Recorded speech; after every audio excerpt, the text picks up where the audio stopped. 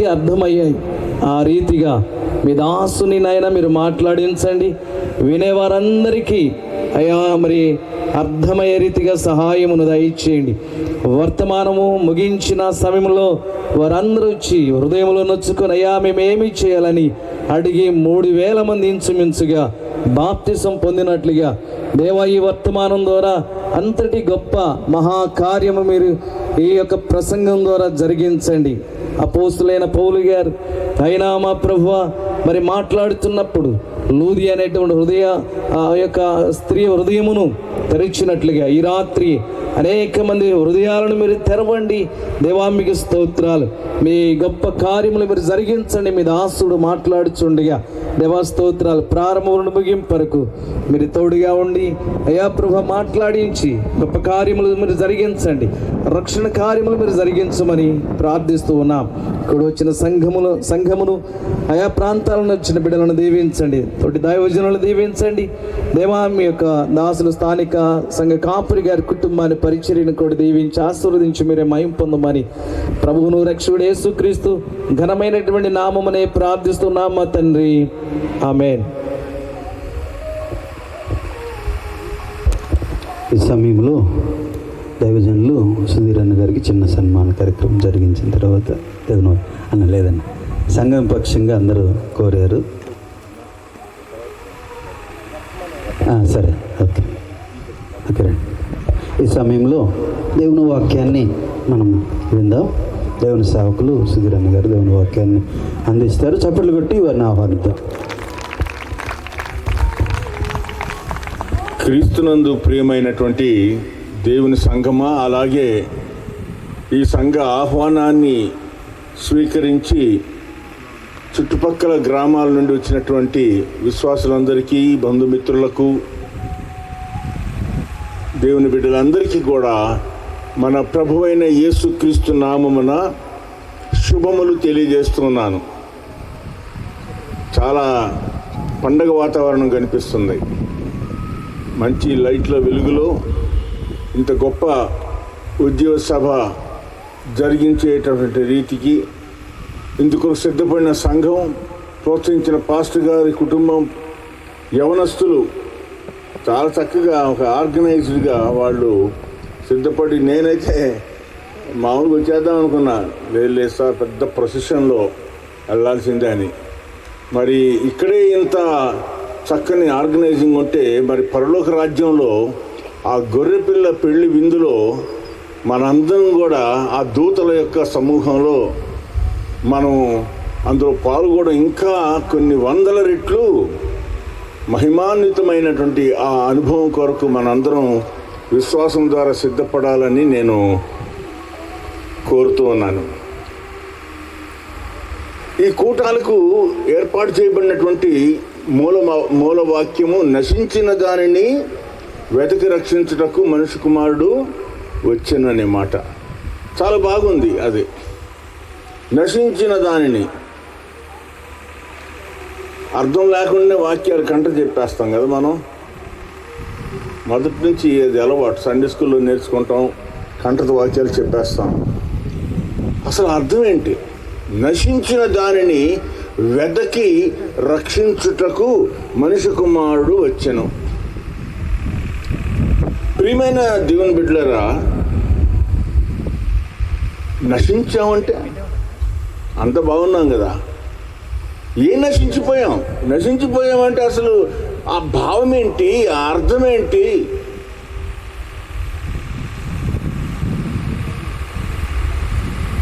నశించిపోవడం అంటే తప్పిపోవడం. పెద్ద గోపురం రావాల్సిన నేను దారి తప్పిపోయి ఎక్కడెక్కడో తిరుగుతున్నాను అనుకోండి, నేను దారి తప్పటమే కాదు, మీ దృష్టిలో కూటాలకి రాకుండా నేను నశించిపోయాను. నా యొక్క పర్పస్, నా ఉద్దేశము కొలాప్స్ అయిపోయింది, డెస్ట్రాయ్ అయిపోయింది. క్రైస్తవ బిడ్డ యొక్క ఆ జీవితం యేసు క్రీస్తు ప్రభు యొక్క పరిశుద్ధ రక్తము ద్వారా కడగబడి ప్రోక్షించబడినటువంటి క్రైస్తవ విశ్వాస యొక్క జీవితం ఆయన చిత్తానికి, ఆయన గురి యొద్దకు గనక చేరుకోలేకపోతే నశించిపోవటమే. మనకు తెలుసు, ఏదైనా తోటలో దేవుడు ఆదామును తన స్వరూపంలో సృజించాడు. ఒక ఇంగ్లీష్ బైబిల్ యొక్క ఆ తర్జుమాలో చూసినట్లయితే, image, God created Adam in his own image, తన యొక్క స్వరూపంలో సృజించాడు ఆయన్ని. ఇంకొక తర్జుమా అయితే ఆ ఇమేజ్ అనే మాటకు ఇన్ హిజ్ ఐకాన్ అనే మాట ఉపయోగించారు. ఐకాన్, తన స్వరూపంలో, తన ఐకాన్లో దేవుడు మానవుణ్ణి సృజించాడు. స్మార్ట్ ఫోన్స్ వాడుతున్నటువంటి మీకు, మనకు ఐకాన్ అంటే ఈజీగా అర్థమైపోద్ది, తెలుసా కదా? ఐకాన్ అంటే స్మార్ట్ ఫోన్ స్క్రీన్ మీద ఉండేటటువంటి ఆ యొక్క గుర్తులు. యూట్యూబ్ అని ఉంటుంది, వాట్సాప్ అని ఉంటుంది, రకరకాలు ఉంటాయి. ఐకాన్ అంటారు వాటిని. మనం ఇప్పుడు వాట్సాప్ ఒక ఫోటో ఎవరికైనా పంపించాలి, లేకపోతే ఒక మెసేజ్ పంపించాలంటే ఆ గుర్తు ఉన్నటువంటి దాన్ని మనం ఆ ఐకాన్ని తాకితే ఏం జరుగుద్ది? మొత్తం వాట్సాప్ అంతా ఓపెన్ అయిపోద్ది. ఫేస్బుక్ అని ఒక ఐకాన్ ఉంటుంది, దాన్ని తాకితే ఫేస్బుక్ ఓపెన్ అయిపోద్ది. మరి దేవుని ఐకాన్ అయినటువంటి మానవుణ్ణి ఈ చుట్టూ ఉన్న ప్రజలు తాకితే ఎవరు ఓపెన్ అవ్వాలి? దేవుడు కదా. నేను దేవుని స్వరూపంలో ఉన్నవాడిని అయితే నన్ను ఎవరైనా నాతో మాట్లాడినా, నాతో ఎవరైనా కానీ ఇంటరాక్ట్ అయినా కానీ అతను దేవునితో సంభాషించినట్టుగా ఆ అనుభవాన్ని కలిగి ఉండాలి. కలిగి ఉంటున్నారా? మనతో మాట్లాడుతుంటే రే మరే ఈ లోకరీతి అయినటువంటి సంభాషణ దొరుకుతుంది, కానీ దేవునితో సంభాషించినట్టుగా ప్రజలు అనుకుంటున్నారా? అది అనుకోలేకపోతున్నారు, కాబట్టి మనం నశించిపోయాము. దేవుని పేరు పెట్టుకొని దేవుని స్వరూపంలో ఉన్నామనేటటువంటి ఆ వాక్యానుసారమైనటువంటి ఆ జీవితం లేకుండా మన ఇష్టానుసారమైన జీవితం జీవిస్తుంటే, ప్రియమైన దేవుని బిడ్డలారా, మనం నశించిపోక మార్గం తప్పిపోయినటువంటి ఆ స్థితిలో ఉన్న మనల్ని ఎవరైనా కానీ ఆయన స్వరూపంలో ఉన్నారని అనగలరా? అందుకే మీరు చాలా చక్కని వాక్యం ఎంచుకున్నారు. నశించిన దానిని వెతకి రక్షించుటకు మనిషి కుమారుడు ఈ లోకానికి వచ్చాడు. మనం తప్పిపోయాం, నశించిపోయాం. అలాంటి మనలను తిరిగి తన స్వరూపంలోకి తీసుకురావటానికి యేసుక్రీస్తు ప్రభువారు వచ్చారు. ఆయన యందు విశ్వాసం ఉంచితే చాలు అంటాడు యేసు ప్రభు వారు. ఎక్కడ ఏది మాట్లాడినా కానీ నా యందు విశ్వాసం ఉంచువాడు. ఎవరైనా బాగైతే అమ్మా నీ విశ్వాసం నిన్ను స్వస్థపరిచను, సమాధానము గలదానివై వెళ్ళు అంటాడు. నా గొప్పతనంతో నేను బాగు చేశాను అంటాం యేసు ప్రభు. ఎక్కడైనా కానీ స్వస్థత జరిగింది అంటే, ఒక అద్భుత కార్యం జరిగిందంటే అక్కడ ఆ ప్రజల యొక్క విశ్వాస జీవితం, విశ్వాస పరిమాణం ఎంతుంటే అంతటి క్రియ వాళ్ళ మధ్య జరుగుతుంది. వాళ్ళ మధ్య ఎప్పుడైతే విశ్వాసం అనేటటువంటిది కొదవైపోతుందో అక్కడ ఆయన అనేకమైన అద్భుత కార్యములు చెయ్యజాలకపోయిననే మాట మత్తయి సువార్త 13వ అధ్యాయంలో ఉంటుంది. చూడండి, మత్తయి సువార్త 13వ అధ్యాయం 58వ వచనంలో, వారి అవిశ్వాసమును బట్టి ఆయన అక్కడ అవివేకమైన అద్భుతములు చేయలేదు, అనేకమైన అద్భుతాలు చేయలేదు. ఆయన చేయజాలకపోయాడు వాళ్ళ అవిశ్వాసాన్ని బట్టి. ఎక్కడికి మనం పోనక్కర్లేదు. థర్మామీటర్ మన దగ్గర ఉంది. ఇదివరకంటే నోట్లో పెట్టాల్సి వచ్చేది, ఇప్పుడు అది కూడా అక్కర్లా. ఇక్కడ నాడి మీదనో నొసటి మీదనో అంటే చాలు మనకి ఎంత టెంపరేచర్ ఉందో అర్థమైపోతుంది. ఇక్కడ యేసు ప్రభు వారు చెప్పాడు, వారి అవిశ్వాసమును బట్టి ఆయన అక్కడ అనేకమైన అద్భుతములు చేయలేకపోయాడు. ప్రియమైన దేవుని బిడ్డలారా, మన మధ్య జరిగేటటువంటి దేవుని క్రియలు తగ్గిపోయినాయి అని అంటే మన విశ్వాస పరిమాణము తక్కువైపోయింది.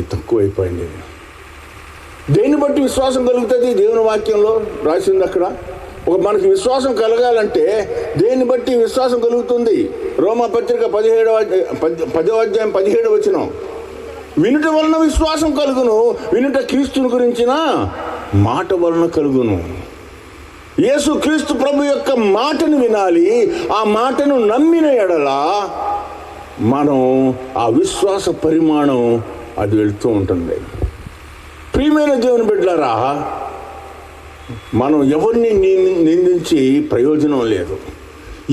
ఎందుకు ప్రభువా మేము ఆత్మీయ స్థితిలో వెనకబడిపోతున్నాం, మా కుటుంబాలు ఎందుకు ఇలా ఉన్నాయి, మా సంఘాలు ఎందుకు ఇలా ఉన్నాయి, మా జీవితాలు ఎందుకు ఇలా ఉన్నాయి అని చెప్పి మనం ప్రశ్నించుకుంటే ఒకటే సమాధానం ఏంటంటే, ఆత్మీయ స్థితిలో విశ్వాస జీవితంలో మనం వెనకబడిపోతున్నాం. విశ్వాసం వెనకబడిపోతున్నాం అంటే వాక్యము వినుట లేదు. వాక్యం వినుట లేదంటే వాక్యము సరైనటువంటి దేవుని యొక్క వాక్యము ప్రకటించబడటం లేదు. ప్రియమైన దేవుని బిడ్డలారా, దేవుని యొక్క వాక్యము అది రెండంచులు కలిగినటువంటి పదునైన ఖడ్గం. అది హృదయములను పరిశోధిస్తూ ఉంటుంది. ఈ రీతిగా మనం అర్థం చేసుకోలేక వాక్యాల్లో వెనుకబడి ఉన్నాం కాబట్టి నశించిన దానిని వెతక రక్షించుటకు ఆయన వచ్చాడు. ప్రియమైన దేవుని బిడ్డలారా, ఏం చేస్తాడు? రక్షించడానికి ఒక విధానం ఉండాలి కదా, ఒక సిస్టమ్ ఉండాలి కదా. నేను ఇవాళ న్యూస్లో వింటుంటే చాలా మేధావి ఒక ఆయన ఏమంటున్నాడంటే, ఈ మధ్య కాశ్మీర్లో టెర్రరిస్టులు అమాయకులైనటువంటి టూరిస్టుల్ని చంపేశారు.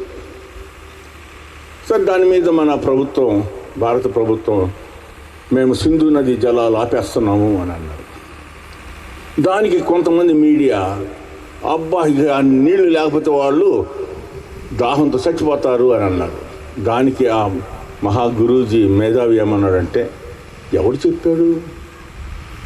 సింధు నది జలాలు ఆపేస్తాము అని అన్నారే తప్ప, ఈడ ఆపామనుకోండి మరి నదీ జలాలు ఇంకో దగ్గర పోవాలి కదా. మన పొలాల్లో తిప్పుకోవడం అంత ఈజీగా? ఆ గట్లు తెగి వెళ్ళిపోతాయి కదా. ఆయన అన్నాడు, కనీసం ఆ నీళ్లను మన పొలాల్లోకి తిప్పుకొని వాడుకోవడానికి ఒక విధానాన్ని, కాలువలు, సెక్టరు ఇదంతా కూడా ఏర్పాటు చేసుకోవడానికి 2-3 సంవత్సరాలు పడతాయి అన్నాడు. అప్పటిదాకా మనం నోటి మాటగా మేము ఆపేసామన్నాం కానీ పోతానే ఉన్నాయి. ప్రభువా స్తోత్రం నాయనా రక్షించబడ్డాం అంటున్నాం, పాపం ఇంకా పరిపాలన చేస్తుంది మనలో. ప్రియమైన దేవుని బిడ్డలారా, మన జీవితాలు నశించిపోయినాయి అని అనటానికి గుర్తు ఏంటంటే మన విశ్వాస పరిమాణము. మీకు ఒక ఉదాహరణ చెప్తాను నేను. 1 పేతురు గ్రంథంలో, 1 పేతురు పత్రిక 5వ అధ్యాయం 7వ వచనంలో ఏముంది? ఆయన మీ కొరకు చింతించుచున్నాడు గనక మీ చింత యావత్తు ఆయన మీద వేయండి. ఉండండి చాలమ్మా. ఇప్పుడు అక్కడ రాయబడిన వాక్యం ఏంటి? ఆయన మీ కొరకు చింతిస్తున్నాడు. మీరు ఏ బాధలో ఉన్నారో ఆయన మీ కొరకు చింతిస్తున్నారు. కాబట్టి మీరేం చేయాలంటే ఆ బాధను ఆయనకు చెప్పుకోండి, ఆయన మీద వేయండి. వాక్యం నమ్ముతున్నామని అనుకుంటున్నాం. సింధు జలాన్ని ఆపేసామా అంటున్నాం, అది జబ్బు ఆడుతూ ఉన్నాయి. ఎందుకంటున్నానంటే యేసుక్రీస్తు ప్రభువారు చనిపోయి 3వ దినాన పునరుద్ధానుడై లేచినటువంటి పండగ మనం చేసుకున్నాం. 1 కొరింథీ పత్రిక 4వ అధ్యాయంలో 13వ వచనంలో 14వ వచనంలో యేసు మృతి పొంది తిరిగి లేచినని మీరు నమ్మిన ఎడల ఆయన ఎందుకు మృతి పొందిన వారు కూడా లేస్తారని వాక్యం ఉంది. నమ్మిన ఎడల అని పెట్టాడు అక్కడ క్లాజ్. యేసయ్య తిరిగి లేచాడని ఎంతమంది నమ్ముతున్నా ఇక్కడ చేతులు ఎత్తగలరా? నిజమేనా? లేచాడు యేసయ్య? దేవుని స్తోత్రం, మంచిది. యేసయ్య తిరిగి లేచాడని నమ్మితే ఆయన ఎక్కడున్నాడు ఇప్పుడు? తండ్రి కుడి పాశాన ఉన్నాడు కదా, తండ్రి దగ్గర ఉన్నాడు కదా. మరి వాక్యానుసారంగా ఆయన ఏం చేస్తున్నాడు ఇప్పుడు? మన కొరకు ఆయన చింతిస్తున్నాడు, అంటే ఆలోచిస్తున్నాడు. అవునా? ఇక్కడ కూర్చున్న మీరు కొంతమంది పెద్దలు, నా వయసు అంతటి వాళ్ళు అనుకుందాం, మీ యొక్క మనవరాళ్ళు ఎక్కడో దూర హైదరాబాద్లో ఎక్కడో ఉంటారు. వాళ్ళ గురించి మీరు ఆలోచిస్తున్నారు అనుకుందాం. ఎక్కడో 100 మైళ్ళ దూరంలో ఉన్నటువంటి మీ మనవళ్ళు ఇక్కడ మీరు కూర్చున్నటువంటి మీ మనసులో, మీ ఆలోచనలో ఉన్నారా లేదా? భౌతికంగా వాళ్ళు అక్కడే ఉన్నారు, కానీ వాళ్ళు మీతో ఉన్నారంటే పెద్ద గొప్ప వరం. మీటింగులో ఈ వాక్యం వింటున్నటువంటి మీతో పాటు వాళ్ళు ఉన్నారు. నమ్మితే వాళ్ళు నమ్మరులే, మీ మనవరాలు నమ్మరు, కానీ మనకి నమ్మకం ఉంది. దాన్నే నేను మిమ్మల్ని ప్రశ్నిస్తున్నాను. యేసుక్రీస్తు ప్రభువు వారు మన కొరకు చింతిస్తున్నాడని దేవుని వాక్యాన్ని నమ్మినట్లయితే ఆయన ఆలోచనలలో మనం ఉన్నామా లేదా? నేను మిమ్మల్ని అడుగుతున్నాను, నమ్ముతున్నారా? యేసుక్రీస్తు ప్రభు మన కొరకు చింతిస్తున్నాడు అనే ఈ పరిశుద్ధ లేఖనమును మనం నమ్మినట్లయితే, యేసు ప్రభు తండ్రి కుడి పార్శ్వాన పరలోకంలో ఉన్నాడు కదా, ఆయన ఆలోచిస్తూ ఉంటే ఆయన ఆలోచనల్లో నీవు నేను ఉన్నామా? నమ్మితే ఉన్నట్టే. సైలెంట్ అయ్యారంటే సగం మంది 50% డౌన్ అయినట్టే. మీరు ఇందాక యేసయ్య లేచాడు అనగా అందరు ఎత్తాడు చేతులు. మరి పరలోక రాజ్యంలో ఉన్న యేసు ప్రభు యొక్క ఆలోచనలో మనం ఉన్నామా అంటే కొంచెం మళ్ళీ లెక్క పెట్టుకోవాలి. బాగా అలవాటు ఉన్నోళ్ళు 756 అని చెప్తాం. 2వ తరగతి 3వ తరగతి వచ్చిన వాళ్ళు 7 అంటారు, 7 ఇట్లా చెప్పుకొని అప్పుడు 7 వస్తాం. ఇప్పుడు ఆ రీతిగా ఉన్నాం. ఆత్మీయ స్థితిలో మనం ఇంకా 3వ తరగతి 4వ తరగతిలోనే ఉన్నాం. ప్రియమైన దేవుని బిడ్డలారా, ఇక్కడే మనం నశించిపోతున్నాం. విశ్వసించామని అనుకుంటున్నాము, కానీ నువ్వు మృతుడవే. ప్రకటన గ్రంథంలో అంటారు కదా, నువ్వు జీవిస్తున్నావు అన్న మాటే, కానీ మృతుడవే. ఎందుకంటే నువ్వు నమ్మటం లేదు కదా. ఆయన నీ కొరకు చింతిస్తున్నాడని జీవవాక్యం చెబుతూ ఉంటే చింతిస్తున్నాడు అంటావా? నిజమేనా? ఆదాం అట్ట అనుకోబట్టి కదా పాపంలో పడింది, అంటే ఆజ్ఞను అతిక్రమించింది. ఆదాము నిన్ను నా స్వరూపంలో చేసుకున్నానయ్యా, ఇప్పుడు ఈ పండు మాత్రం తిను, కానీ ఆ పండు తినొద్దు, నేను టైం ఉంది, నేను చెప్తాను నీకు అన్నప్పుడు సర్పం వచ్చి అడుగుతాడు, ఇది నిజమా? అది తింటే చచ్చిపోతారా అంటే అసలు గ్యారంటీ లేదు. దేవుని యొక్క మాటలు కరెక్ట్ అని కనుక నమ్మి ఉంటే అవ్వ కానీ ఆదాం కానీ, అవునండి మా ప్రభు చెప్పాడు, మా తండ్రి చెప్పాడు, మమ్మల్ని మట్టిలో నుంచి సృజించినటువంటి మా దేవుడు చెప్పాడు, తినకూడదు. చెప్పలేకపోయారు. మీరు దేవతలు అవుతారంటే అట్టనా? అవిశ్వాసమా? ఈ అవిశ్వాసమే పాపం. రోమిలకు రాయబడిన పత్రిక 14వ అధ్యాయం 23వ వచనం చూడండి. రోమా 14:23 ఆఖరి లైను. అనుమానించువాడు తినిన ఎడల విశ్వాసం లేకుండా తినును, కనుక దోషి అని తీర్పు పొందును. విశ్వాసమూలము కానిది ఏదో అది పాపము.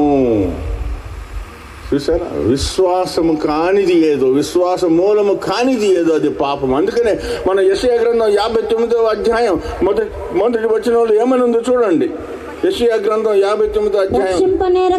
రక్షింపనేరకి ఉండినట్లు యెహోవా హస్తము కొరచకాలేదు, యెహోవా హస్తము కొరచకాలేదు, విననేరకి ఉండినట్లు ఆయన చెవులు మందం కాలేదు. మరి ఎందుకు నువ్వు వినటం లేదంట మన ప్రార్థనలు అంటే? మీ దోషములు మీకును మీ దేవునికి అడ్డముగా వచ్చెను, మీ పాపములు ఆయన ముఖమును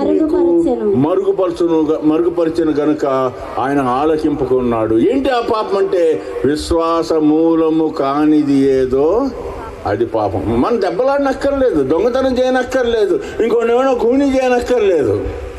ప్రియమైన దేవుని బిడ్డలారా, విశ్వాస మూలము కానిది ఏదో అది పాపం. అందుకనే మన యొక్క ప్రార్థనలు చేరకుండా ఉన్నాయి. ఒక్క మాట అడిగాను నేను మిమ్మల్ని. ఆయన మీకు చింతిస్తున్నాడు, ఆయన పరలోక రాజ్యంలో ఉన్నాడు యేసు ప్రభు. ఆయన ఆలోచనలో మనం ఉంటే మనం ఎక్కడున్నాము? ఆయన ఆలోచనలో, ఆయనతో పాటు పరలోకంలో ఉన్నామా లేదా? ఆయన సన్నిధిలో ఉన్నామా లేదా? This is the foundation. యవనస్తులారా, ఎవరైనా కానీ నేను యేసయ్య మాటల్లో, యేసయ్య ఆలోచనలో నేను ఉన్నానంటే దేవుని సన్నిధిలో, పరలోక రాజ్యంలో నా ఉనికి ఉంది. నేను బతికుండగానే నేను నమ్మిన యెడల నువ్వు దేవుని మహిమ చూస్తావు. నశించిపోయేటటువంటి డిబేట్లు అని చెప్పేసి యూట్యూబ్లో చూస్తూ ఉన్నారు. దౌర్భాగ్యమైనటువంటి ఇవి. వాక్యం ఏం చెప్తుందంటే నువ్వు నమ్మిన యెడల దేవుని మహిమ చూస్తావు అని అనుంది. అవతలోడు ఏమడుగుతాడు? యేసు ప్రభువు కన్యకి జన్మించాడు అంట. యూస్లెస్ ఫెలో, నువ్వు నమ్మకపోతే అసలు నీతో మాటలు లేవు. నువ్వు నమ్మిన యెడల దేవుని మహిమ చూస్తాడు వాక్యం పొలోమని చెప్తా ఉంటే మళ్ళా అసలు ఎట్లా జరిగిందంటే గెట్ అవుట్ ఫస్ట్. నేను మాట్లాడాల్సిన అవసరమే లేదే. మన ఇద్దరు మాట్లాడాలి అంటే నువ్వు నమ్మిన యెడల దేవుని మహిమ చూస్తామనే దాని ప్రాతిపదిక మీద మనం కూర్చోవాలి. అంతేగాని నేను నమ్మను అంటే నమ్మకపోతే పో. నేను ఒక షాప్కి వెళ్ళాను, ఏదో కొనుక్కున్నాను, 200 రూపాయలు నోట్ ఇస్తాను. ఏమయ్యా ఈ 200 మంచిదని అంటావా అంటాడు అనుకో. మంచిదని నీకు ఇచ్చా, మంచిదని నమ్మితే తీసుకోలేదు, వద్దని ఇచ్చేసాయి. ఇక్కడేముంది? గొడవ ఏముంది అసలు? అనవసరంగా యూట్యూబుల్లో గొడవలు పెట్టుకొని ఇద్దరు, అటు క్రైస్తవుల తరఫున మాట్లాడేవాళ్ళు, ఇటు హిందువులు కానీ ముస్లింలు కానీ అందరూ కూడా ఏంటంటే లైక్లు ఫాలోయింగ్లు పెట్టుకొని డబ్బులు వస్తాయి. ఆడ మీకు మనకు అర్థం కావటంలా యూట్యూబ్లో డబ్బులు వస్తాయి. ఎంత స్పష్టంగా ఉందని నేను యేసై బిడ్డని, అయ్యా యేసై నా రక్షకుడు, అట్లా ఆయన గార్చినటువంటి 1 లీటరు రక్తంతో నువ్వు రక్షించబడ్డా. నేను నమ్మానయ్యా. లీటర్ ఎందుకు? 1 బొట్టు రక్తం చాలు నాకు, 1 నెత్తురు బొట్టు చాలు, నేను రక్షించబడుతున్నా. నువ్వెవడు చెప్పడానికి? అపోస్తుడైన పౌలు ఏమంటాడు? అందరికంటే చివరి వాడిని నేను. వాళ్ళైనా చూశారు యేసు ప్రభువుని, నేను దర్శనంలో చూశాను ఆయన్ని. ఆ దమస్కు మార్గంలో ఆయన కనపడ్డప్పుడు నాకు దర్శనం చూశాను, నేను నమ్మా. ఆయన పునరుద్ధానుడయ్యా లేచాడని నమ్మాను, నాతో ఉన్నాడు ఆయన. ఎవడు కాదన్నాడండి ఆయన్ని? ఎవరైనా ఆపగలిగాడా పౌలు గారిని? అసలు బైబిల్లో రాసిన ఎక్కువ పత్రికలు ఆయనే. దేవుని స్తోత్రం. ఏంటంటే నువ్వు నమ్మిన యెడల నీ విశ్వాసము నిన్ను స్వస్థపరిచెను. విశ్వాసమే విజయము. 1 యోహాను పత్రికలో అంటాడు చూడండి. 1 యోహాను పత్రికలో యోహాను భక్తుడు రాస్తూ అంటాడు విశ్వాసం గురించి ఎంత చక్కగా అంటాడో. 5వ అధ్యాయంలో 1 యోహాను పత్రిక 5వ అధ్యాయంలో విశ్వాసం గురించి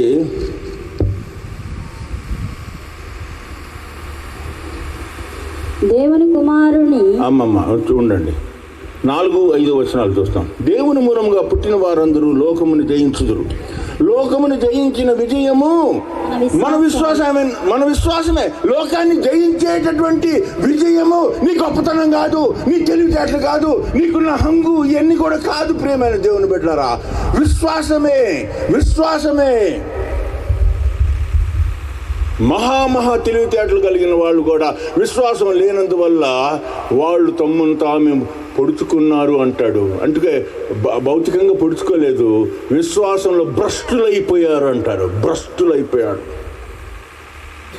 యూదా ఇస్కరియోతు ఏమైందండి? 3.5 సంవత్సరాలు ఆయనతో ఉన్నాడు.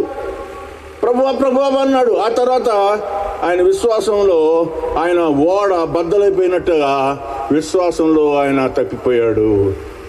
పోయి తన జీవితాన్ని ఎండ్ చేసుకున్నాడు. లోకముని జయించిన విజయం మన విశ్వాసమే. మేము దేవుని కుమారుడని నమ్మువాడు, యేసు దేవుని కుమారుడని నమ్మువాడు తప్ప లోకమును జయించువాడు మరి ఎవరు? ప్రియమైన దేవుని బిడ్డలారా, విశ్వాసమే ప్రాతిపదికగా, విశ్వాసమే పునాదిగా ఉన్నటువంటి ఈ దేవుని యొక్క రక్షణను అర్థం చేసుకోవాలంటే ముందుగా నమ్మాలి. విశ్వాసము లేకుండా దేవునికి ఇష్టడై ఉండట అసాధ్యం అంటున్నాడు. కుదరదండం కాదు, అసలు అసాధ్యం అది. ఇప్పుడు మళ్ళా మనం ఈ నశించిన దాన్ని అనేటటువంటి మాట దగ్గరికి వస్తే మన యొక్క మూలవాక్యంలో ఆ 19వ అధ్యాయాన్ని మనం చూడాలి. లూకాసు వార్త 19వ అధ్యాయంలో యేసుక్రీస్తు ప్రభు వారు అక్కడ జక్కయ్య అనేటటువంటి ఆయనతో మాట్లాడిన తర్వాత, ఆయన్ని రక్షించిన తర్వాత అప్పుడంటాడు, నశించిన దానిని వెతికి రక్షించుటకు మనిషి కుమారుడు వచ్చానని ఆయనతో చెప్తాడనమాట. ఇది జరిగేటప్పుడు ఈ జక్కయ్య ఏ ఊర్లో ఉన్నాడు? ఎరుకో అనేటటువంటి పట్టణంలో ఉన్నాడు ఈ జక్కయ్య. ఈ ఎరుకో అనేటటువంటి పట్టణం సముద్ర మట్టానికి 1000 అడుగులు దిగువలో ఉంటుంది. సముద్ర మట్టానికి యెరూషలేము, ఇప్పుడు ఇందాక పాట పాడాడు ఒక సహోదరుడు, సియోను, అది సముద్ర మట్టానికి 1000 అడుగుల ఎత్తులో ఉంటుంది. అందుకే యేసు ప్రభు వారు ఎంత చక్కగా మంచి సమరుడి కథ చెప్పేటప్పుడు లూకాసు వార్త 10వ అధ్యాయంలో ఆయన ఉపయోగించిన ఆ పదాలు చూడండి ఎంత క్లియర్గా అక్కడ ఉంటాయో. 30వ వచనం నుంచి చదువుతున్నాను. అందుకు యేసు, దొరికిందా రెఫరెన్స్? లూకా 10:30వ వచనం నుంచి. అందుకు యేసు ఇట్లా ఒక మనుషుడు యెరూషలేము నుండి యెరికో పట్టణమునకు దిగి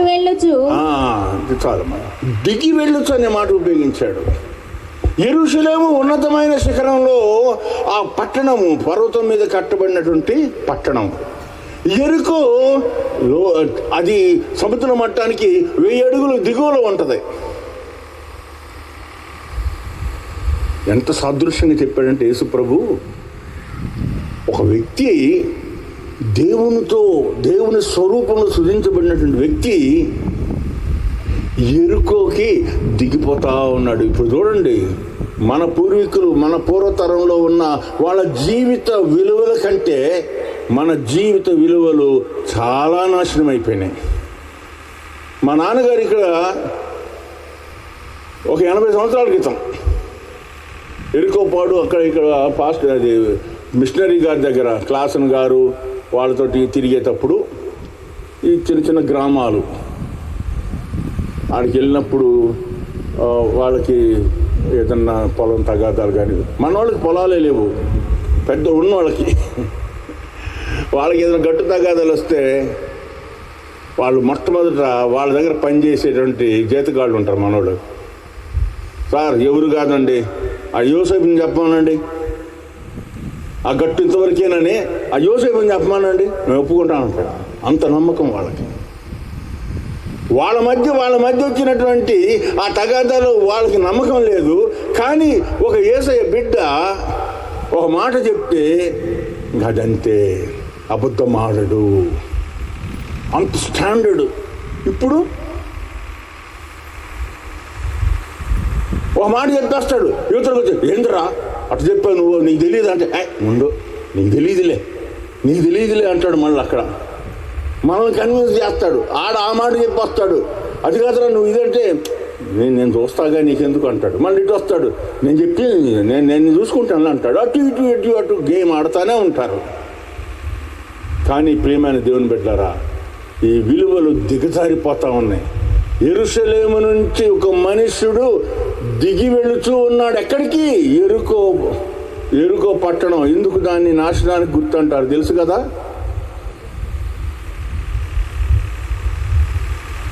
ఇశ్రాయేలీయుల్ని దేవుడు ఐగుప్తు ఆ బానిసత్వం నుంచి బయటికి తెచ్చిన తర్వాత వీళ్ళు ఎరుకో పట్టణాన్ని పెద్ద ఆ గోడలు అంటారు, ఎరుకో కోట గోడలు ఒక్కసారిగా 7 ఎడ్ల బండ్లు పోవచ్చు అంట. అంత వెడల్పు గోడ అది. అంటే ఇక్కడ నుంచి అంత ఉంటుంది వెడల్పు. అలాంటి గోడలు వీళ్ళు పడేటువంటి వల్ల కాదు. కానీ ఏం చేశారు, 7 దినములు దాని చుట్టూ ప్రదక్షిణ చేసి పాట పాడుకుంటే వాళ్ళు ఆ చేతులు ఉన్న కుండలు పగలగొడతారు. ఆ కోట గోడలు కూలిపోతాయి. దేవుని యొక్క కృపను బట్టి దేవుడు కలుగజేసినటువంటి రక్షణ అది. ఎరుకో నాశనం అయిపోయింది. అక్కడ ఎవరైనా కానీ ఆ పట్టాన్ని మళ్ళీ కట్టాలంటే కట్టలేడు. ఒక రాజు ప్రయత్నం చేశాడు, వాళ్ళ కుటుంబంలో ఏదో అవాంతరం వచ్చింది. ఈ రీతిగా మీరు పాత నిబంధన చదవండి, తెలుస్తుంది. ఎరుకో అంటే నాశనం. యెరూషలేము అంటే అది దేవుని పట్టణం యెరూషలేము. అంతటి దేవుని పట్టణం నుండి, దేవుని సహవాసం నుంచి మనిషి ఏం చేస్తున్నాడంటే దిగిపోవచ్చు ఉండెను అనే మాట ఉపయోగించాడు యేసు ప్రభు. అలాంటి ఎరుకో పట్టణానికి యేసయ్య వచ్చాడు. లూకాసు వార్త 19వ అధ్యాయంలో. ఆ రావటానికి ముందు 19వ అధ్యాయానికి ముందు ఒక పారాగ్రాఫ్ ఉంది. అక్కడ ఒక గుడ్డివాడు ఉంటాడు, బర్తిమై అని, గుడ్డి బర్తిమై. 18వ అధ్యాయం ఆఖరి పారాగ్రాఫ్ అది. వెంటనే వాడు చూపు పొంది. అక్కడ ఏమవుతుందంటే ఆయన ఎరుకో పట్టణం నుంచి ఆయన వెళ్తా ఉంటే ఆ జనసమూహాన్ని చూసి ఈ గుడ్డివాడు అంటాడు, ఏంటి జనసందోహం ఏంటి అంటే, యేసు ప్రభు జనసమూహం దాటిపోతున్నప్పుడు 26వ వచనంలో 18వ అధ్యాయం 26లో ఇది వినిన వారు, అది 36 క్షమించండి, జనసమూహం దాటిపోతున్నట్టు వాడు చప్పుడు విని ఇది ఏమని అడగగా వారు నజరేయుడైన యేసు ఈ మార్గమున వెళ్ళుచున్నాడని వారితో చెప్పిరి. అప్పుడు వాడు, యేసు దావీదు కుమారుడా నన్ను కరుణించుమని కేకలు వేశాడు. అప్పుడు యేసు ప్రభు ఏం చేస్తాడు, ఓరకొండుమని ముందర నడుచుచుండిన వారు, ప్రజలు మామూలుగానే అరే షటాప్ గమ్మనుండ్రా అంటే యేసు ప్రభు వెళ్తున్నాడు, ఆయన పెద్ద మనిషి, ఆయనకి ఎన్ని పనులు ఉన్నాయో. కానీ యేసు ప్రభు నిలిచి 40వ వచనంలో యేసు నిలిచి వారిని తన యొద్దకు తీసుకురమ్మనెను. వాడు దగ్గరికి వచ్చినప్పుడు ఆయన, నేను నీకేమి చేయగోరుచున్నానని అడుగగా వాడు, ప్రభువా చూపు పొందగోరుచునని చెప్పాను. యేసు చూపు పొందుము అని అన్నాడు. నీ విశ్వాసము అక్కడ కూడా నీ విశ్వాసము నిన్ను స్వస్థపరిచెను. నేను చాలాసార్లు అనుకునేవాడిని, ఈ పెద్ద పెద్ద కూటాలు పెట్టుకుంటారు, ఇట్లా ఎందుకు డబ్బులు వేస్ట్ చేస్తూ ఉంటారు. అసలు వాక్యం ఒక 10,000 మందికి వినిపిస్తే ఒక 10 మంది మారు మనసు పొందుతారేమో, దాని కొరకు ఇంత కూటం అవసరమా అని అనుకునేవాడిని. కానీ ఆ జనసమూహం పోతున్నందుకే ఈ గుడ్డోడు అడిగి ఏం జరుగుతుంది అని అడిగింది. అటు అడిగినందుకే కదా యేసు ప్రభు పోతున్నాడు అనగానే వీడికి కేకలేసి యేసయ్యా అన్నాడు. ఆ ఒక్కడికైనా చూపు వచ్చిందిగా. ఈ జనసమూహం అంతా పోతున్నందువల్ల కలిగిన మెయిన్ ఏంటంటే ఒక గుడ్డివాడికి స్వస్థత కలిగింది, వాడి విశ్వాసాన్ని బట్టి.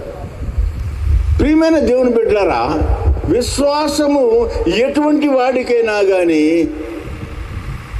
యేసు క్రీస్తు ప్రభునందు విశ్వాసం ఉంచినట్లయితే అతని జీవితంలో అద్భుతాన్ని కలుగు చేస్తుంది. వెంటనే వాడు చూపు పొంది దేవుని మహిమపరచుచు ఆయనను వెంబడించెను. ప్రజలందరూ అది చూసి దేవునికి స్తోత్రం చెల్లించారు. బాగుంది. ఇది ఎందుకు నేను చదివానంటే దీని తర్వాత జరిగినటువంటి సంఘటనకి కొంత వ్యత్యాసం ఉంది, అది చూపించడానికే. ఆ తర్వాత 19వ అధ్యాయంలో ఆయన ఏం చేశాడంటే యేసు ప్రభు ఈ గుడ్డివాడిని బాగు చేసేసి పట్టణంలోకి ప్రవేశించాడు ఆయన. ప్రవేశించి దాని పోవుచుండెను. ఇదిగో సుంకపు గుత్తదారుడును ధనవంతుడైనటువంటి జక్కయ్య అను పేరు గల ఒకడు యేసు ఎవరో అని చూడగోరెను కానీ పొట్టివాడైనందున చూడలేకపోయాడంట. అంటే యేసు ప్రభు ఎవరో ఆయనకి వ్యక్తిగతమైనటువంటి సహవాసం సన్నిహిత్యం లేదు. ఆ చెట్టు ఎక్కాడు ఏందో చూద్దామని. ఇప్పుడు రోడ్డు మీద వెళ్తుంటారు వాహనాల మీద, ఏంటి ఆ కూటాలు లేండి, సువార్త కూటాలు పెద్ద గోపురంలో ప్రతి సంవత్సరం పెడుతుంటారు. అట్నా. అప్పుడు యేసు ఆ త్రోవను రానయుండెను గనుక అతడు ముందుగా పరిగెత్తి ఆయనను చూచుటకు ఒక మేడి చెట్టు ఎక్కెను. యేసు ఆ చోటికి వచ్చినప్పుడు కన్నులెత్తి చూచి, జక్కయ్య త్వరగా దిగుము, నేడు నేను నీ ఇంట ఉండవలసి ఉన్నదని అతనితో చెప్పగా. ఇంటరాక్షన్ లేదు. ఆ జక్కయ్యని యేసు ప్రభు కలవలేదు, జక్కయ్య యేసు ప్రభు గురించినటువంటి విషయాలు లేవు. చూస్తున్నాడు ఎవరబ్బా ఇంత జనసమూహం అని. అని జక్కయ్య దిగిరా, నేను నీ ఇంట ఉండవలసి వచ్చింది. ఇక్కడ ఒక ప్రశ్న మనకి విశ్వసిస్తే కదా అద్భుతం చేస్తాడు. ఈయన యేసు ప్రభువే తెలియదు, ఎవరో అని చూడగోరాడు. యేసు ప్రభువుకి ఎందుకు ఇంట్రెస్ట్? ఆయన అంటపడేటువంటి జనసమూహాన్ని ఒక్కని కూడా పలకల.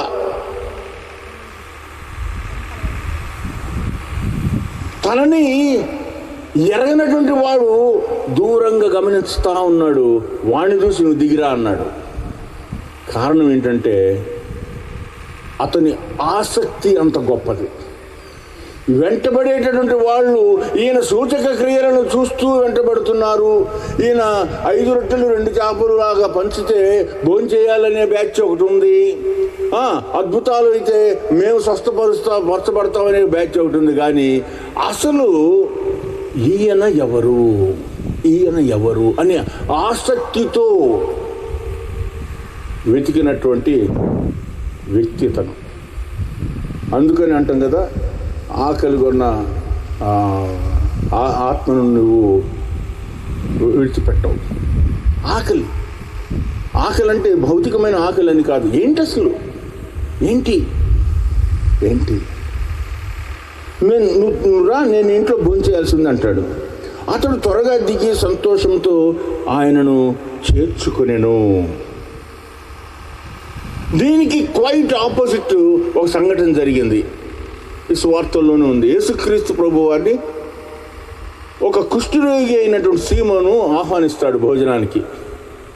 బాగయ్యాడేమో అతను ఒకవేళ, అందువల్ల యేసుప్రభు పిలిచాడు. యేసుప్రభు వచ్చినప్పుడు అక్కడ యూదులు ఆ పరుపులు ఉంటాయి, ఇలా ఒక మోచేయి మీదట అని ఆనుకొని అక్కడ పాత్రలో ద్రాక్షరసం ఉంటే రొట్టెని ముంచుకొని తింటారు. ఆ కాళ్ళు ఎలా సాపుతారు ఆ పరుపు చివర. ఒక స్త్రీ ఆ యేసుక్రీస్తు పాదాల దగ్గరకు వచ్చి ఏడుస్తూ ఉంది. బోర్ను ఏడుస్తా ఆయన పాదాలను కడుగుతూ ఉంది. తన యొక్క వెంట్రుకలతోటి ఆయన యొక్క పాదాలని తుడుస్తూ ఉంది. అప్పుడు అక్కడ ఉన్నటువంటి ఆ సీమోను అనుకుంటున్నాడు మనసులో, ఈమె పాపాత్మురాలైన స్త్రీ కదా, ఈయన ప్రవక్త కదా, తన పాదాలను తాకుతుంది ఒక పాపాత్మురాలైన స్త్రీ,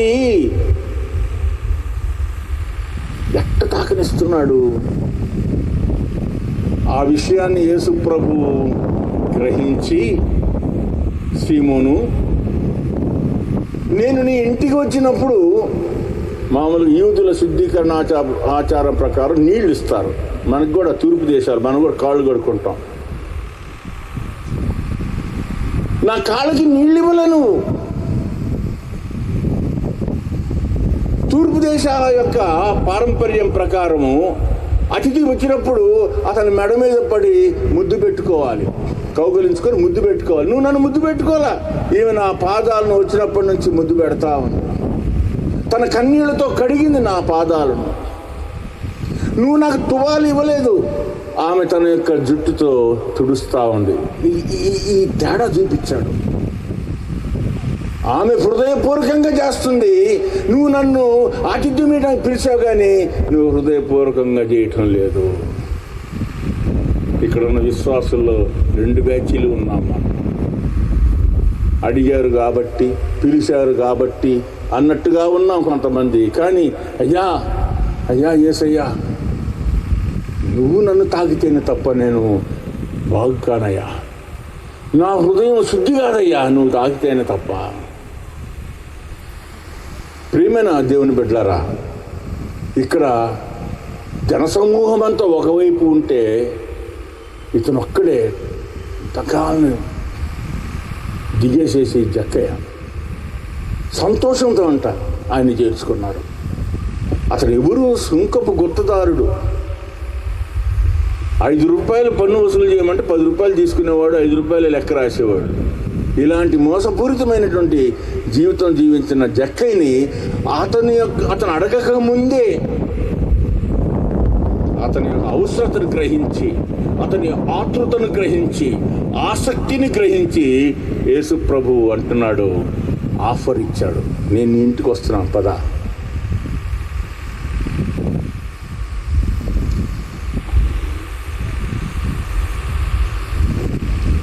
వచనం 19వ అధ్యాయం 7వ వచనంలో అందరూ అది చూసి ఈయన పాపి అయిన మనుషుని యొద్ద బస చేసి వెళ్ళవలెనని చాలా సనుగుకొనిరి. అది పాపి అని తెలుసు, మోసాలు చేస్తున్నాడు తెలుసు, లంచాలు తీసుకుంటున్నాడు తెలుసు, కానీ అతని దగ్గరికి వెళ్తున్నాడు ఏంటి అని చెప్పి సనుక్కుంటున్నారంట. అంతే కదా, తప్పిపోయిన కుమారుడు ఇంటికి వస్తే, చిన్న కుమారుడు ఇంటికి వస్తే తండ్రి వాడిని చేర్చుకున్నందుకు ఎవరు అలిగిపోయారు? పెద్ద కుమారుడు అలిగిపోయాడు. నేను ఇంత నీతి నియమాలుగా నేనుంటే నాకు ఒక్కసారైనా నువ్వు నాకు విందు చేసావా? వాడంతా కాజేసుకుని వస్తే చేస్తావా? ఇక్కడ మనం ఎంతమంది పరిసయ్యులు లాంటి వాళ్ళు ఉన్నాం మనం. ప్రభువా, నేను ఎంత భక్తిగా ఉన్నా, ఇన్ని ఉపవాసాలు చేశా, వాడు నిన్నగాక మొన్న వచ్చాడు, నిన్ను రక్షకునిగా నిన్నగాక మొన్న అంగీకరించాడు, ఇప్పుడు అతన్ని నువ్వు దగ్గర చేస్తున్నావు. ప్రియమైన దేవుని బిడ్డలారా, అందుకని ఆధునిక పరిచయలాగా మనం ఉండొద్దు. ప్రేమ కలిగి సత్యము చెప్పుచూ మనం అన్ని విషయములలో క్రీస్తుని పోలి ఎదుగుదాము, క్రీస్తులో ఎదుగుదాము. ఆ తర్వాత ఏమంటున్నాడు చూడండి, 8వ వచనం, జక్కయ్య నిలవబడి ఇదిగో ప్రభువా, నా ఆస్తిలో సగము బీదలకు ఇచ్చుచున్నాను. నేను ఎవని యొద్దనైనను అన్యాయముగా దేనినైనను తీసుకొనిన యెడల అతనికి 4 అంతలు మరలా చెల్లించునని ప్రభువుతో చెప్పాను. దేవుని స్తోత్రం. ఇక్కడ మీరు గమనించినట్లయితే ఈ జక్కయ్య తోటి యేసుక్రీస్తు ప్రభువారు ఏం కౌన్సిలింగ్ ఇచ్చినట్టు లేదు. బాప్తిస్మానికి ముందు మన అయ్యగారులు ఏం చేస్తారంటే క్లాసులు తీసుకుంటాం, మా బాప్తిస్మం అంటే ఏంటి, ఇదని. అక్కడ ఏం క్లాసులు లేవు. అక్కడ మనం కూడా చెప్తుంటాం కదా, మీరు వరుసగా 6 రోజులు క్లాసులకు వచ్చినట్లయితే మీకు ఒక మంచి బైబిల్ ఇవ్వబడును అనేది ఏం లేదు ఆడ. యేసయ్య అడుగు పెట్టగానే, యేసయ్యని చేర్చుకోగానే ఆ యొక్క హృదయంలో ఉన్నటువంటి అపవిత్రత అంతా కూడా బయటికి వెళ్ళిపోయింది. ఒక సీసాను చూపించి నన్ను చిన్నప్పుడు మా క్లాసులో అడిగారు, ఈ సీసా ఖాళీ సీసా, మూత తీసింది, ఈ సీసాలో ఏముంది అని అడిగారు టీచరు. ఖాళీగా ఉందండి అన్నోళ్ళందరినీ రాంగ్ అని. సీసాలో ఏముంది మీరు చెప్పగలరా? ఖాళీ సీసాలో ఏముంది?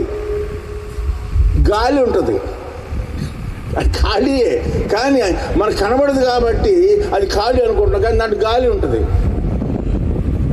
ఆ ఖాళీ సీసాలో ఉన్న గాలి బయటికి వెళ్ళాలంటే ఏం చేయాలి? లాగాలా? ఏదైనా ద్రవ పదార్థం పోయాలి, నీళ్లు పోస్తే ఆ గాలి పోద్ది.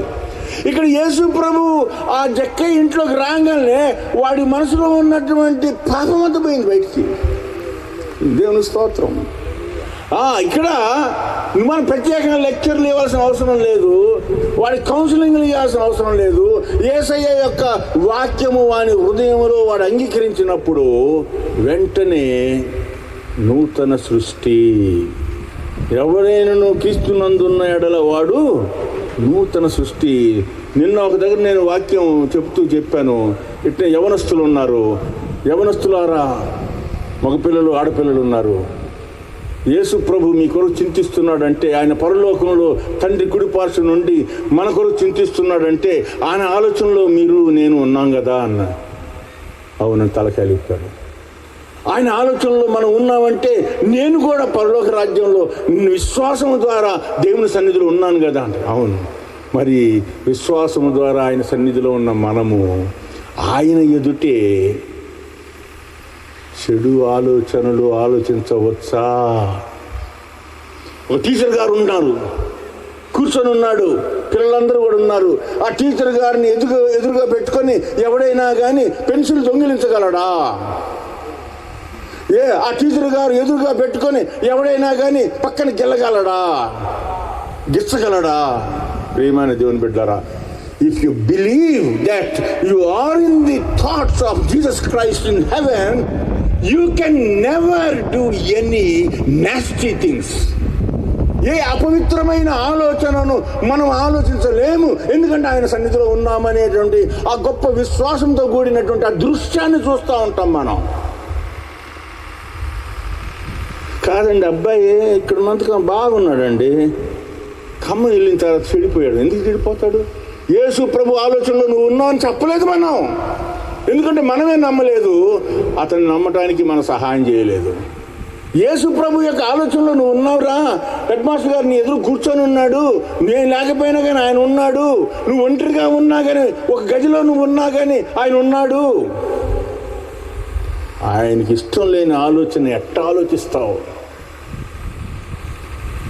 వేరే వాళ్ళు ఫ్రెండ్స్ పురికొల్పినా కానీ, అయ్యా నేను నా సొత్తు కాదు, విలువ పెట్టి కొనబడిన యేసయ్య యొక్క రక్తంతో కొనబడినటువంటి ఆయన సొత్తుని చూసారా? అక్కడ అతను ఏం చెప్పకుండానే జక్కయ్య లేచి నిలబడి కొన్ని నిర్ణయాలు తీసుకున్నాడు. చూడండి 19వ అధ్యాయంలో ఏమంటున్నాడు? ఇదిగో ప్రభువా, నా ఆస్తిలో సగం బీదలకు ఇచ్చుతున్నాను. నేను ఎవరి యొద్దనైనను అన్యాయముగా దేనినైనా తీసుకునే యెడల అతనికి 4 గంతలు మరలా చెల్లిస్తాను. ఒక డెసిషన్. యేసు క్రీస్తు ప్రభుని రక్షకునిగా అంగీకరించిన వెంటనే ఒక నిర్ణయం, ఆలస్యం లేదు, ఒక ప్రేరేపణ. ఎస్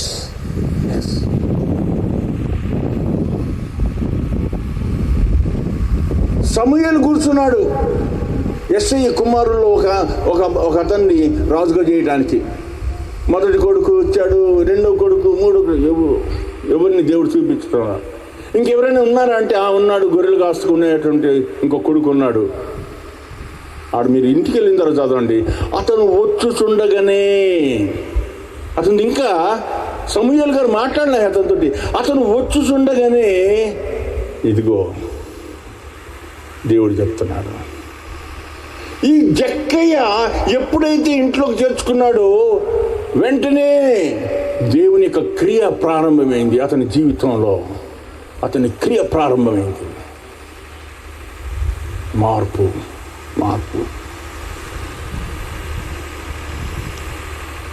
మహిళ అండంతో ఎప్పుడైతే జీవకణం కలుస్తుందో, ఈ సైంటిఫిక్గా ఈ మధ్య నేను ఒక మ్యాగజైన్ చదువుతున్నాను, దాంట్లో అంటాడు ఒక స్పార్క్ కలుగుతుంది, అది హైలీ మైక్రోస్కోపులతో చూస్తే కానీ ఆ యొక్క వెలుగు కనబడుతుందంట. ఒక నూతన జీవం తల్లి గర్భంలో పుట్టడానికి గుర్తు ఏంటంటే ఒక గొప్ప వెలుగు. ఈ కంటితో కనబడదు. ఇంకా అక్కడి నుంచి మార్పులు.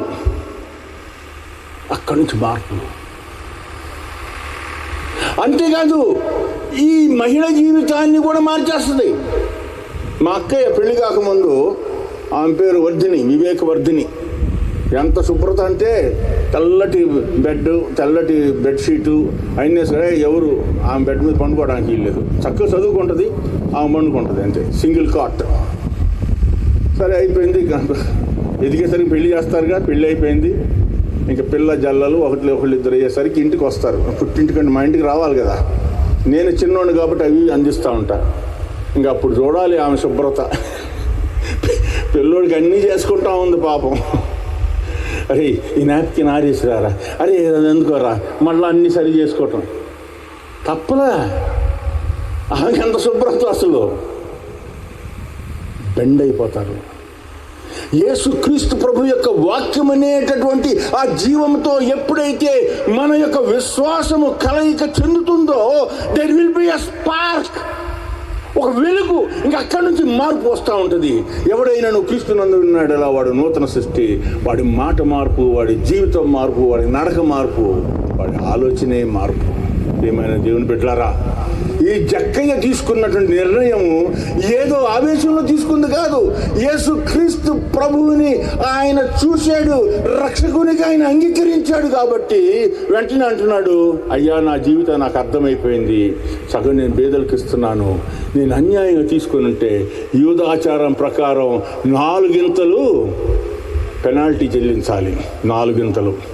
అందుకనే దావీదు మహారాజు కూడా బెత్షెబతో పాపం చేసిన తర్వాత నాతాను ఆయన దగ్గరకు వచ్చి ఒక సాదృశ్యం చెప్తాడు, ఉదాహరణ చెప్పి, నువ్వు ఒక గొర్రె పిల్లని నువ్వు నీ దగ్గరికి వచ్చినటువంటి అతిథికి నువ్వు భోజనం వండి పెట్టావు కదా అంటే, అలా జరిగిందా అని తన గురించి అనుకోకుండా ఆ ఒక్క గొర్రె పిల్లికి గాను 4 గొర్రెలు ఇవ్వాల్సిందే అని చెప్పేసేసి తీర్పు తీరుస్తాడు. అది యూదాలో అంటే ఇశ్రాయేలీలో ఉన్నటువంటి ఒక సాంప్రదాయం.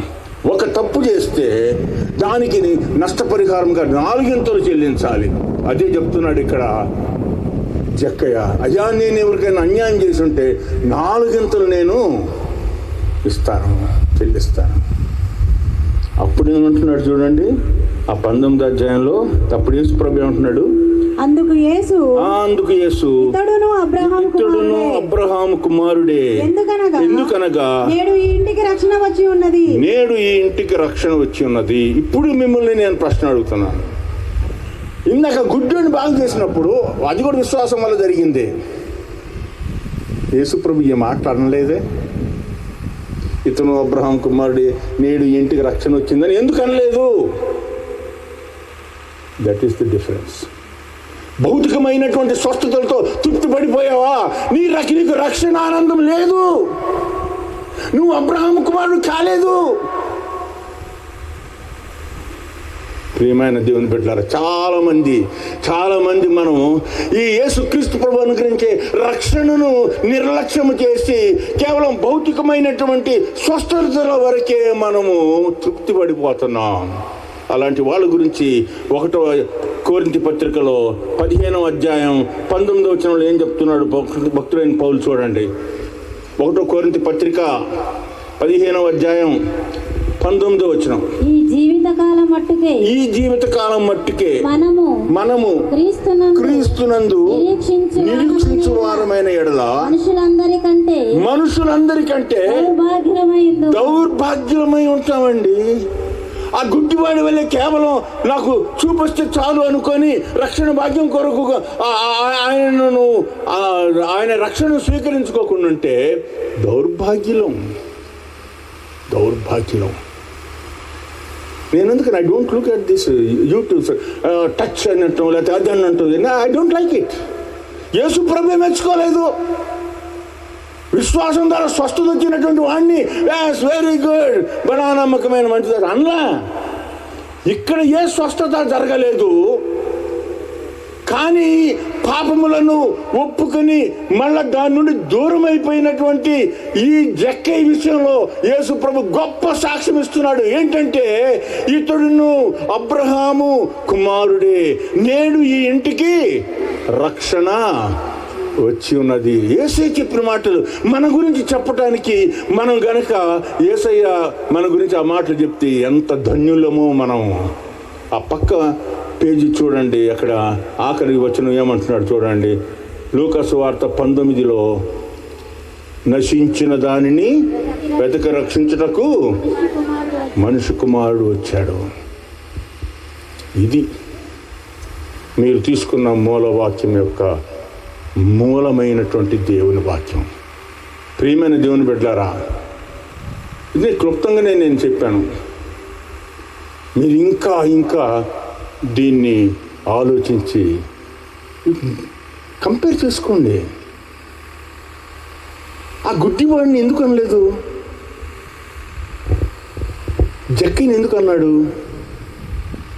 ఎవరైతే హృదయపూర్వకంగా మనం దేవుని యొక్క వాక్యాన్ని మనం ఒక మంచి గడ్డ పెరుగుని మనం చిలికి మధ్యలా చేసిన తర్వాత వెన్నట్టు తీస్తారు, మీకు తెలుసు కదా. అంటే ఇప్పుడంటే ఎక్కువ మన గేదెలు లేవు, కొన్ని కుటుంబాలు ఉండుంటాయి.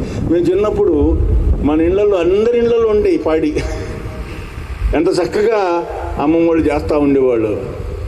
చిలకాలి, చిలికి చిలికి చిలుకుతూ ఉంటే వెన్న వస్తుంటుంది. ఆ వెన్నన్నిటి తీస్తూ ఉండాలి. నేను ఎప్పుడు చెప్తున్నా, ఒక ఉదాహరణ చెప్పి ముగిస్తాను. నేను పాలలో నీళ్లు కలిపితే దాని విలువ పెరుగుద్దా తగ్గుద్దా? తగ్గిపోద్ది.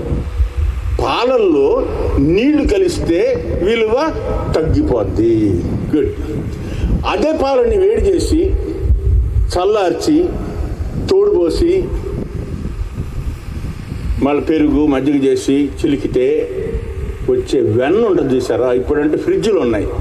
మేము చిన్నప్పుడు పల్లెటూరు నుంచి తెచ్చేవాళ్ళు తడిగుడ్డలు పెట్టి తడుపుకుంటూ తెచ్చేవాళ్ళు వెన్నపూస. అమ్మ వెన్నపూస. ఈ వెన్నపూసకి తడిగుడ్డ తగులుతుంటే దాని విలువ తగ్గుతుందా పెరుగుతుందా? పెరుగుతుంది. ఈ రోజున మనుషులమైనటువంటి మనము ఈ లోకంతో స్నేహం చేస్తే మన విలువ తగ్గిపోద్ది. అదే క్రీస్తు కొరకు సిలువనెత్తుకొని చిలికి ఆయన యొక్క శ్రమంలో పాలువారమై ఆ ఇరుకు మార్గంలో మనం వెళ్ళినట్లయితే, ప్రియమైన దేవుని బిడ్డలారా, ఈ లోకం అనే నీళ్ళే నిన్ను నన్ను విలువ పెంచుతాయి. దేవుని మహిమార్థం నిన్ను నన్ను నిలబెడతాయి సాక్షిగా.